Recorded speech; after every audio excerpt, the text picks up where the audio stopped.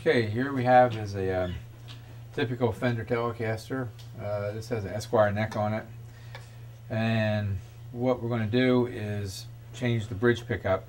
The strings actually go through the body on this particular guitar, so you need to remove the strings to even get the bridge plate off carefully, you know.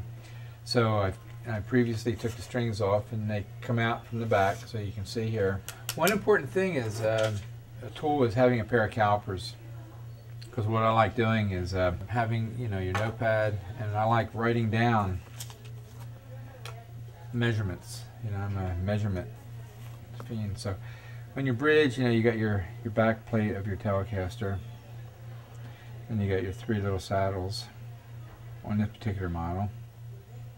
Some have 6 individual bridges, but I always like the 3 brass saddles. So what I normally do is take my calipers and I'll measure right in front of the bridge. I'll measure from the back plate to the front of the bridge, and on this one I have a .7590, and that's the distance from this plate to the actual front of the bridge. This is .8565.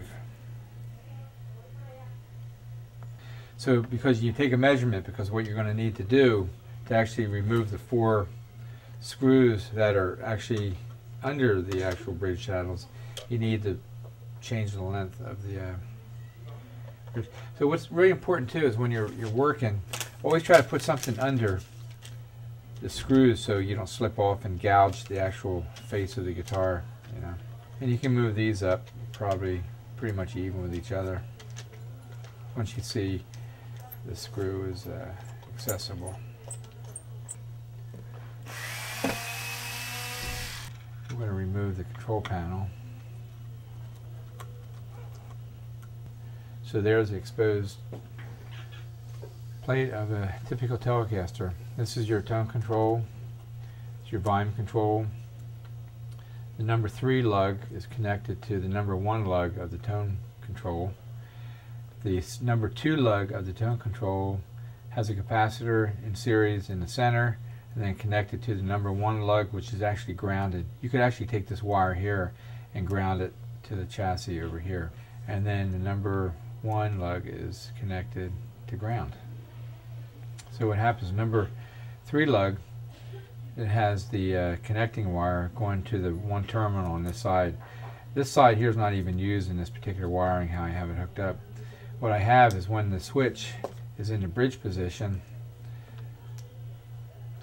it works the full output from this pickup.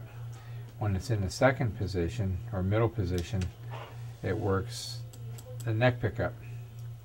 When it's in the full front position over here, it works the first tap of the bridge pickup.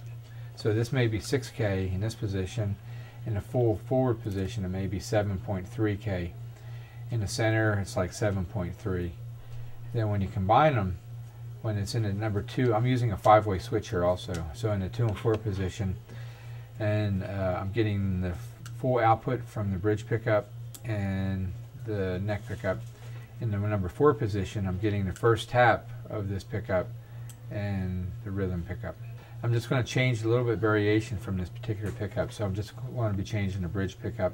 The neck pickup, you remove the pick guard. There's 2 little wood screws holding this pickup down with a piece of rubber grommet surgical spring, which you can use for height adjustment. So on this particular pickup, the yellow wire is the actual tap, and the white wire from the bridge pickup is the actual hot output. Basically, you remove those. Then what you do is you have 1 more wood screw, and I'll take this one out by hand.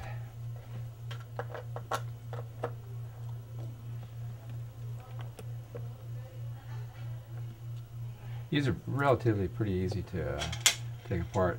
So then you lift your plate, and then usually you unsolder these and you just pour everything out, and you reverse the process when you're installing the pickup. So that's basically it.